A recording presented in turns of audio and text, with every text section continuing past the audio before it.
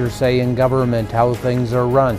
I mean, even if you return a ballot, that you don't vote for every issue. A long night awaits the Spokane County Elections Department with the primary deadline tonight. We'll hear from the elections manager on KREM 2 News at 5 tonight. Active weather returns to the region tomorrow. We're talking scattered showers, then thunderstorms on Thursday.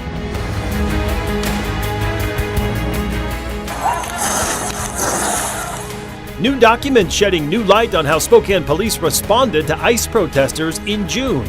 We looked through dozens of videos and hundreds of documents. What they revealed.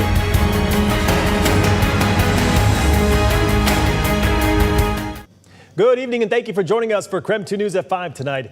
I'm Mark Hanrahan. We are only hours away from the polls closing in Spokane's primary election. Today, KREM 2's Caitlin Galloway talked to elections managers to get inside information ahead of the results being released.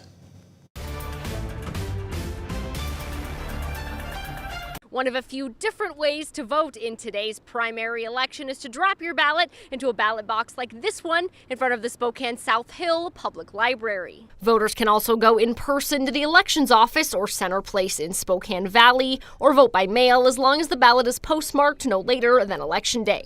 After the ballots are collected, this is where the magic happens. We have about 20 people that are working today to process the ballots. That way there'll be about 50 people that come in tonight to do the drop boxes. Elections office employees spent the morning opening ballots received by mail earlier in the day, in addition to sorting them and verifying signatures. Compared to past elections, though, this one won't draw as many ballots. According to McLaughlin's data, they're expecting the lowest primary voter turnout since 2021. We're a little below 20% return right now.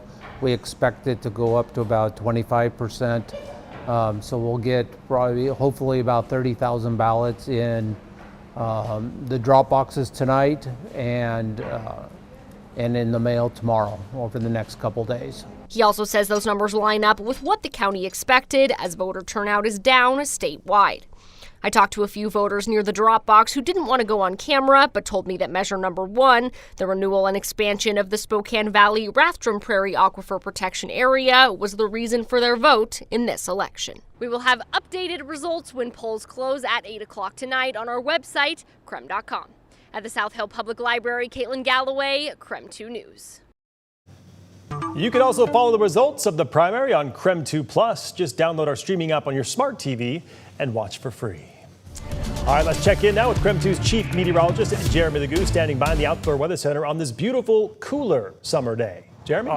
I've actually just been enjoying it, like a lot out here. It's gorgeous. Check it out. 82 degrees is where we currently sit. We're likely going to eke out about an 84 today, just like we expected yesterday, and it comes with tons of sunshine.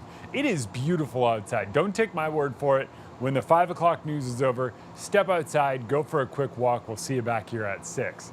Temperatures in the 80s in eastern Washington and North Idaho, mid 80s out in central Washington, but that is going to change. Storm all the way up in, say, southeast Alaska. We'll just call it there.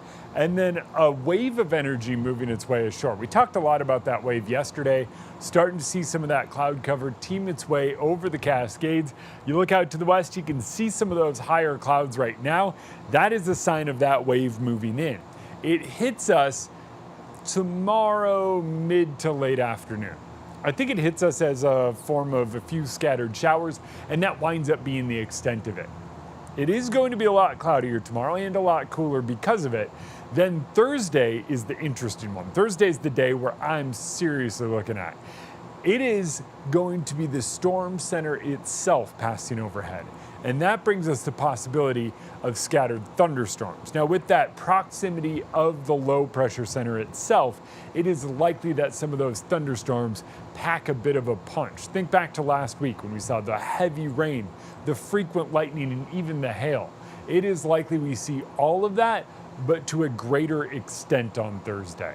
So tomorrow, scattered showers, Thursday, scattered storms, and Friday it's back to sunshine as temperatures climb out of the 70s.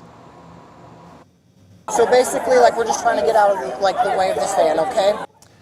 Tonight we are learning new details about the ICE protest in Spokane back in June. This is newly released Spokane police body camera video from that event. KREM 2 also just received police reports from the protest. The detention of 2 Venezuelan men living in Spokane sparked the ICE protest back in June. The city's former council president, Ben Stucker, called on the community to protest their detention. That gathering went late into the night, and in the end, police arrested 30 people from charges including assault and failure to disperse. KREM 2's chief journalist Amanda Rowley spent the day reading through 200 pages of police documents. She is live in the studio tonight with what they show. Amanda? The public records we received from Spokane police include reports from 34 different officers who responded to the ICE protest. They detail the officers' account of the crowd's size and behavior, dispersal orders, and methods used to manage the protest. The protest started in the afternoon. By early that evening, reports say Spokane police officers descended on the gathering. Several police reports gave varying estimates on the size of the crowd, initially estimating 300 and grew to as many as 1,800 at its peak. Police officers say they observed several protesters blocking vehicles and damaging tires of a van and bus. One officer wrote, at one point, the crowds swarmed police and ICE vehicles. They say protesters locked their arms around the vehicles while federal agents were still inside. Reports say police gave the crowd orders to disperse around 7:15 p.m. Police say they announced the orders again 5 or 6 more times and say nothing changed. Several officers noted their use of less lethal munitions to disperse the crowds, specifically 4mm blue nose impact munitions, known as pepper ball launchers, and hand-tossed OC munitions, also known as pepper spray. Then, police worked with federal agencies, making 30 arrests. Former City Council President Ben Stuckert, who initiated the protest, is currently facing federal charges for conspiracy to impede or injure officers. The trial for those charges is currently set for September 22nd. Amanda Rowley, KREM 2 News. All right, Amanda, thank you very much. 2 Welpined high school students were killed in a crash near Ford. Spokane Tribal Police say early yesterday morning their car left the Ford Welpined Road and went down a 25-foot embankment, hitting a large tree. Both the 17-year-old boys died at the scene. Their names have not yet been released. Washington State Patrol is looking for a missing Spokane woman tonight. Tabitha Fagundes was last seen in the area of West Malin Avenue in Spokane. Deputies say she has brown hair dyed red. If you see her, you're asked to call 911. And we are just getting started here on KREM 2 News at 5 tonight. Spokane Valley Police officially charged a suspect for setting fires along the Centennial Trail. We'll take you to our first court hearing today. But first, a newly released FBI report suggests crime is down nationally, including some types here in Spokane. After the break, we take a look at that report.